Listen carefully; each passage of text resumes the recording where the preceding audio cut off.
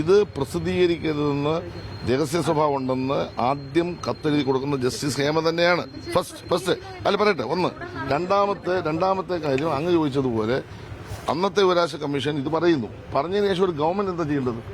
പ്രസിദ്ധീകരിക്കണം. Government പറയട്ടെ. അപ്പൊ പറയട്ടെ, അങ്ങനെ അപ്പീലാൻ പറ്റത്തില്ല. ഞാൻ പറയട്ടെ, ഞങ്ങളുടെ മുമ്പിലേക്ക് ഈ പേപ്പർ വരുന്നില്ല, ഇത് ഞങ്ങളാരും വായിക്കുന്നില്ല.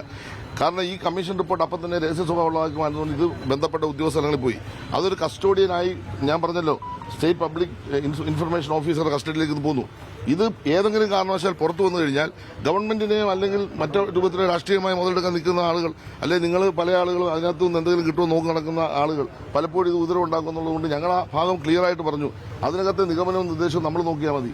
ആ നിഗമനവും നിർദ്ദേശവും നോക്കിക്കൊണ്ട് നമ്മൾ മുന്നോട്ട് പോവുക. അതിനകത്ത് എന്തെങ്കിലും തരത്തിൽ എന്തെങ്കിലും ഉൾപ്പെട്ടിട്ടുണ്ടെങ്കിൽ കോടതി പറയട്ടെ. ഇപ്പൊ കോടതിയുടെ മുമ്പിൽ നിൽക്കുന്ന ഒരു പ്രശ്നത്തെ എനിക്ക് പറയാൻ പറ്റും. കോടതി പറയണം ബാക്കിയുള്ള പേജ് ഇത്രയുണ്ട്, അതുകൂടെ പബ്ലിഷ് ചെയ്യും. ഞങ്ങൾക്ക് എന്താ പ്രശ്നം? അല്ലെ കോടതി പറയുന്നു ഈ പ്രസിദ്ധീകരിച്ച പേപ്പറിനകത്ത് ഇന്ന കുറ്റങ്ങളുണ്ട്, പറയട്ടെ. ഇനിയും ഈ 3 വർഷം ഞാൻ മന്ത്രിയായതിനു ശേഷം, അതിന് മുമ്പ് ബഹുമാനപ്പെട്ട എ കെ ബാലൻ ആയിരുന്നു മന്ത്രി, അദ്ദേഹത്തിന്റെ കാലത്തോ എന്റെ കാലത്തോ ഇപ്പോൾ ഞാൻ വന്നതിന് ശേഷം ഒരു പരാതി കേരളത്തിലെ ഒരു വനിതാ സിനിമാ രംഗത്തെ ആളുകളും നമ്മുടെ മുമ്പ് വന്നിട്ടില്ല. പറഞ്ഞോട്ടെ, WCC ഉൾപ്പെടെയുള്ള ഒരു മെമ്മോറാണ്ടം തന്നിട്ടുണ്ട്. ആ മെമ്മോറിന്റെ അടിസ്ഥാനത്തിൽ കൂടിയാണ് നമ്മൾ ജസ്റ്റിസ് ഹേമയുടെ പിന്നെ അടൂർ ഗോപാലകൃഷ്ണൻ സാറിന്റെ റിപ്പോർട്ടിന്റെ ഭാഗമായിട്ട് നമ്മൾ ഈ പരിശോധന തുടങ്ങിയത്. ഇതിൽ സ്ത്രീകൾക്ക് ദോഷകരമായ ഏതെങ്കിലും കാര്യം ഉണ്ടെങ്കിൽ പരാതി തരാം, കോടതിയെ സമീപിക്കാം. നിലവിലുള്ള നിയമസംഹിതയ്ക്ക് അടിസ്ഥാനത്തിൽ മാത്രം നമുക്ക് നിൽക്കാൻ പറ്റും. അതനുസരിച്ച് മുന്നോട്ട് പോവാം. ഗവൺമെന്റിന്റെ മുമ്പിലേക്ക് ഏതെങ്കിലും കാര്യം വന്നാൽ ഒരു വിട്ടുവീഴ്ചയും ഗവൺമെന്റ് ചെയ്യില്ല. ഞാൻ കൃത്യമായി പറഞ്ഞു. ആ കാര്യത്തിൽ നിലപാട് ക്ലിയറാണ്. ഞങ്ങൾ ഇതിനൊപ്പമാണ്, സ്ത്രീ സമൂഹത്തിനൊപ്പമാണ്. എന്തെങ്കിലും തരത്തിലുള്ള തെറ്റായ കാര്യങ്ങൾ ഈ രംഗത്ത് നടക്കുന്നുണ്ടെങ്കിൽ അത് അവസാനിപ്പിക്കാൻ നിലപാട് എടുക്കുന്നത്. പിന്നെ സിനിമ ഇൻഡസ്ട്രിയെ പറ്റി ഒരു കാര്യങ്ങൾ മനസ്സിലാക്കണം. കേരളത്തിൽ 10,000-കണക്കിന് ആൾ ജീവിക്കുന്ന ഒരു ഇൻഡസ്ട്രിയാണ്. ആ ഇൻഡസ്ട്രിയിൽ എല്ലാവരും ഇങ്ങനത്താണോ? അതിനൊന്നും നമുക്ക് അഭിപ്രായമില്ല. കാരണം എല്ലാവരും എത്രയോ നല്ല നില പ്രവർത്തിക്കുന്ന ഒരു സംരംഭമാണ്. അവിടെ പിന്നെ ഈ പറയുന്ന അമ്മയിൽ തന്നെ 10-300 ആർട്ടിസ്റ്റുകൾ പ്രവർത്തിക്കുന്നില്ല, സ്ത്രീകൾ. അപ്പം നമ്മുടെ കേരളത്തിൽ ആയിരക്കണക്കിന് സ്ത്രീകൾ ഈ രംഗത്ത് പ്രവർത്തിക്കുന്നുണ്ട്.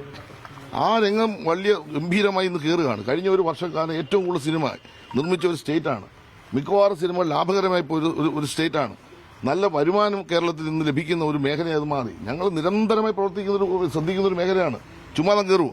നിങ്ങൾ ആ രംഗത്തുള്ളവരോട് ചോദിച്ചു നോക്കൂ, ഗവൺമെന്റിന്റെ സമീപനം എന്താണ്? ആ രംഗത്തുള്ളവർ ചോദിച്ചു. വളരെ ക്ലിയർ കട്ടായിട്ട് ഇത് നന്നാക്കിയെടുക്കണമെന്ന് ആഗ്രഹിക്കുന്നു. ഇത്രയും പേരെ ബാധിക്കുകയും ഇത്രയും പേര് ജീവിക്കുകയും ചെയ്യുമ്പോഴൊക്കെ അവിടെ നടക്കുന്ന ക്രിമിനൽ ആക്ടിവിറ്റീസിനെ അതെ, അങ്ങയുടെ കയ്യിൽ ക്രിമിനൽ ആക്ടിവിറ്റി ഒരു കേസ് പറ. അങ്ങയുടെ കയ്യിൽ പറയട്ടെ, ഞാൻ പറയാം. മിനിസ്റ്റർ ഇന്നലെ ചോദിച്ചു ഉണ്ടെന്നാണ് മിനിസ്റ്റർ തന്നെ പറഞ്ഞു പരാതിയുമായി രംഗത്ത് ആർക്കെങ്കിലും വരാം എന്ന് മിനിസ്റ്റർ പരാതി ഉള്ളവർ നിങ്ങൾ ഈ വളച്ചു. ഞാൻ പറയട്ടെ, അല്ല ഞാൻ പറയട്ടെ, അതാണ് ഞാൻ പറഞ്ഞത്. ഇപ്പൊ ഈ വന്നതിനകത്ത് നിങ്ങൾ ആരും ഒരാളുടെയും പേര് പറഞ്ഞ് ഞാൻ കേട്ടില്ല. ഈ റിപ്പോർട്ടിനകത്ത് പിന്നെ എന്റെ ഓഫീസിൽ വന്ന ഭാഗം വായിച്ചിട്ട് അവരെ വിളിച്ചു വെച്ചപ്പോഴും പറഞ്ഞു ആ റിപ്പോർട്ടിനകത്ത് ആരുടെയും പേര് പറയുന്നില്ല. ആ റിപ്പോർട്ടിന്റെ ബാക്കിയുള്ള ഭാഗം നിയമപരമായി പരിശോധിച്ചുകൊണ്ട് തുടർ നടപടിയിലേക്ക് പോകാനേ കഴിയൂ. അത് പരിശോധിക്കട്ടെ.